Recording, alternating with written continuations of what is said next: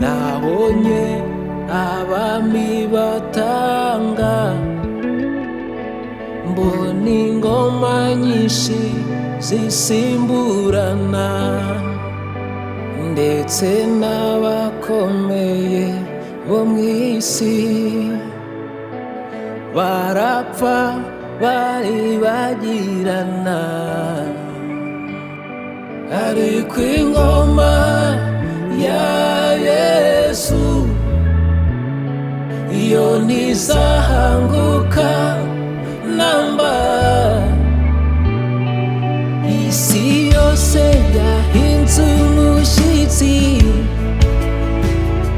ubwira kabiri utaha igorogota.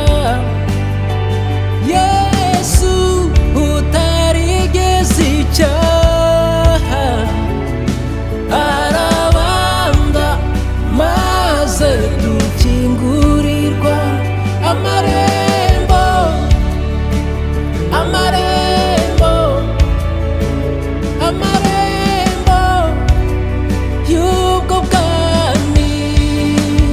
hari ubwami bwiza twasezeranijwe, ubwo bwami tuzabugeramo.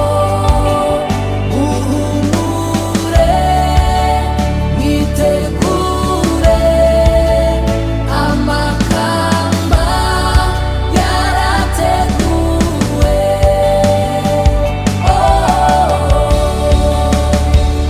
Yaduhaye urwandiko ngo twitegure, aduha na Mwuka Wera ngo atuyobore. Muhumure ahatujyana arahazi, kuko n'umuyobozi utayobya.